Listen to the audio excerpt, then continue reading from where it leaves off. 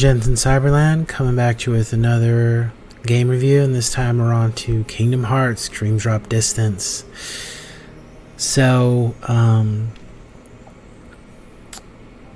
after playing Birth by Sleep and Kingdom Hearts 2, pretty much what was stated to Riku and Sora, or Sora and Riku, is that they needed, in order for them to do what's necessary to fight against Organization 13 or anybody else, is that they were going to have to do some rigorous training to be Keyblade masters.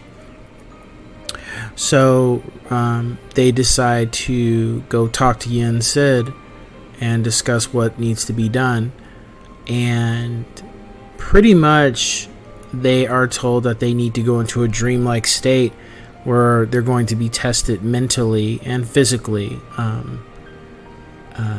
in regards to what is necessary to become Keyblade masters.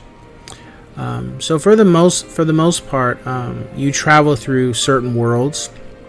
One being Tron, Traverse Town, as you can see here. One, the Hunchback of Notre Dame, the Three Musketeers. Pleasure Island, even though they call it something else, but it's Pleasure Island from Pinocchio. Also, you go back to Monstro too.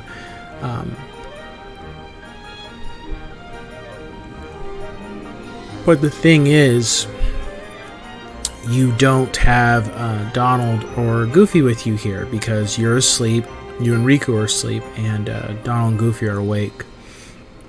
But instead, you have these spirits that will help you throughout the game, and there's a bunch of them. I have to say, just like Chain of Memories, the spirits had a learning curve. It took me a while to understand exactly what I was trying to do here. You need to get certain items to be able to create certain spirits, because the thing is, for your abilities, that's how you learn that's how you learn your abilities. You get it from certain spirits.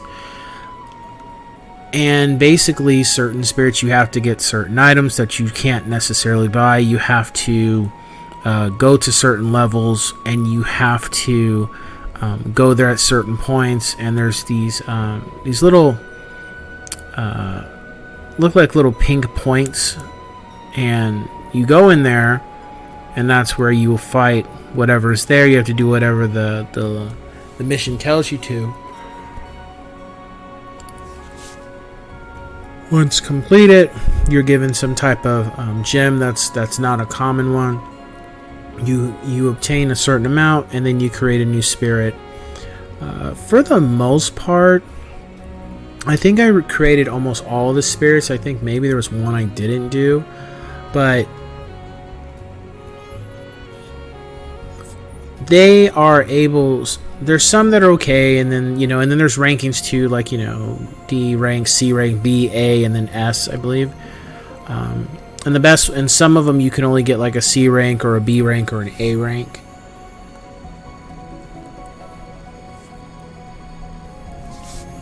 They're not too difficult for the most part to obtain. They can just be rather tedious. That's why when I did play this game, at a certain point I just stopped recording, because it was just like one of those things of doing a grinding session. The other thing that's apparent is, as you see the drop time going down for Riku, what ends up happening is when that bar goes down, you end up switching to Sora. And then you play as Sora, and you can switch back to Riku, but a lot of times it's like you don't have a lot of drop left, and you have to wait until it charges back up. But there are ways to have abilities added before you go in with with the Sora, for example. Since we're about to switch, that can have Sora stay longer, and then when you're about to switch to Riku, you can add things to the character to keep you in the mode of playing with him longer, as you can see for the most part. The one thing that I was not a fan of was the fact that you weren't able to keep your abilities. Like, you had to be, certain spirits you had to have them equipped to be able to use certain abilities, which I kind of felt like, look, I've leveled up all these abilities. I shouldn't have to have certain characters on now to utilize this stuff. It should be just completely done. So I really wasn't a fan of that. I kind of felt like, what was the point then of leveling up if because it's just, you want to max out your characters. But it is what it is.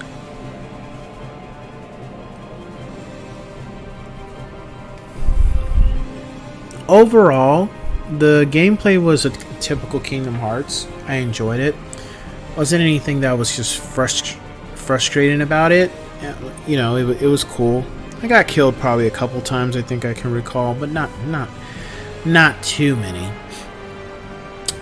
Story overall was very interesting when you come to find out, like, the ending and the whole purpose behind this and what you think it was as opposed to what it ended up being. That was interesting in itself. Music is, Kingdom Hearts. It's great. The typical Kingdom Hearts soundtrack. There wasn't too many tracks, I think, that were kind of new. It was mostly regurgitation of what had already been done. Difficulty was normal for me because I played it on normal. Leveling up wasn't too much. However, I decided to not max out the character just because where I was at, I was pretty much, completely done with the game. One thing I did love about this was Tron. I loved the racing in Tron. It was so much fun because so simple, but it was just, it's Tron. I mean, what is there not to like about Tron? I would also say that as far as story goes, is this a game you need to play in order to go from 2 to 3? Yes, it's important to get a better understanding because not only you find out more about Organization 13, but you also find out more about their leaders, Xanahart, I believe his name is. And then on top of that, you find out that Mickey is aware of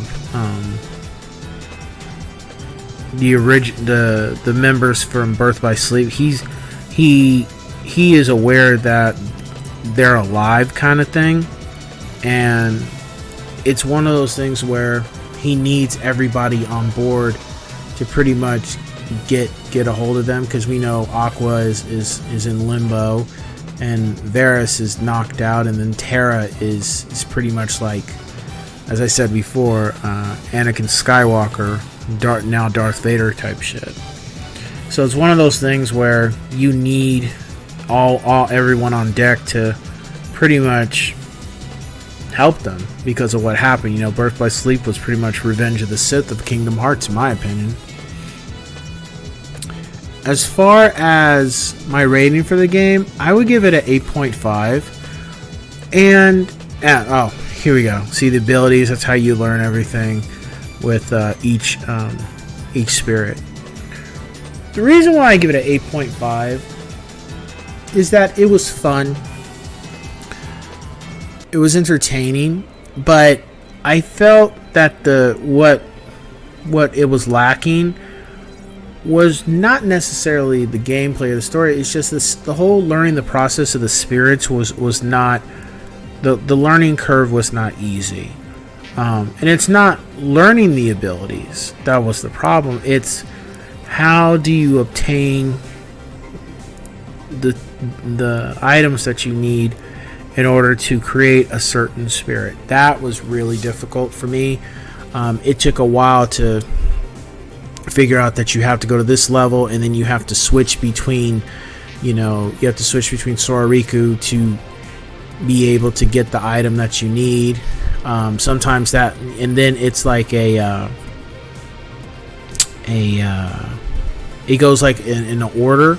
So let's say you go to one level, like Traverse Town, and the item you need, like it changes every single time you switch a character. So let's say you need to get every gem from, there's 6 in each level, and you completed the first one, but now you need the second one. But the second one, you need to complete it with Riku, but you're Sora, so you have to keep switching until you get to Riku and get to that one situation where Riku can fight he can obtain the gem that you need in order to create a higher level spirit. And this took a while to do. It wasn't easy to accomplish. I mean, once you understand it's cool. It's not that big of a pain, but the starting point out, it's not the easiest. And I kind of felt like Squaresoft could have they probably could have made that process a little easier. Also, the spirits, to me, they're cool to utilize, and they really do help. But outside of using them, I mean, the sideshow stuff for them was just kind of like, it wasn't really necessary. I didn't obtain anything from doing side quests with them. It was just kind of one of those things where I'm just gonna do this and this and that and move forward. The main objective was to get all the abilities I could for Riku and Sora, and then look at which spirits I wanted to keep the abilities that that come from that spirit, keep it on my character. So when I'm getting ready to battle, the final boss and stuff, and that was the other thing. I would say that if you played Birth by Sleep, then I do think you should play Dream Drop Distance. I would definitely say that. I would also say that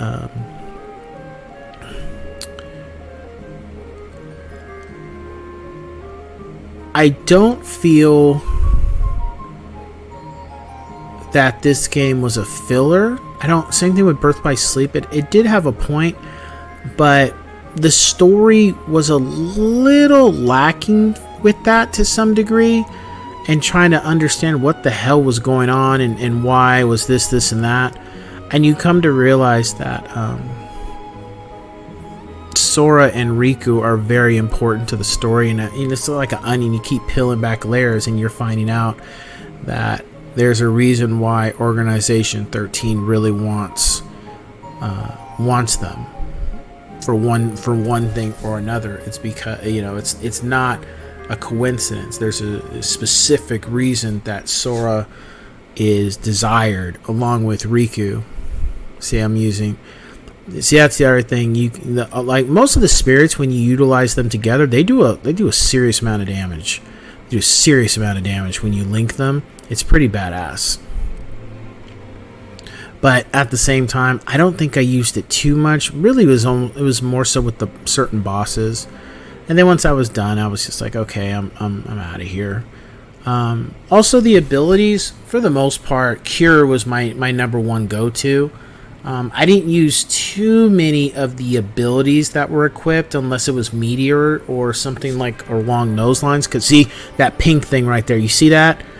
When I just passed it, you got to go to those, and that's how you're able to get the items that you need to create another spirit. Because that's really what they're for. They offer the gems that are not common. You can't just buy at the store, so they're higher value, and you got to go to each level and do that. And it'll show on the map where it is, but the whole process is a little confusing. I would advise anybody that is playing this game or has that issue, look up what you can in order to solve that. It'll help and make things a little less irritating to where you're confused and such. Lastly, I would say that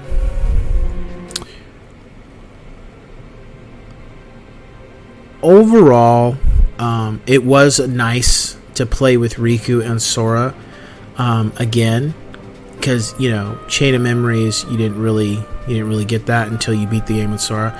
So it was nice to actually get down with Riku, and you see that they have things in common, but they both have their own strategies of how they fight characters, and it's pretty badass. It's really cool. So I really enjoyed that. With that being said, if you're a Kingdom Hearts fan, definitely check this game out.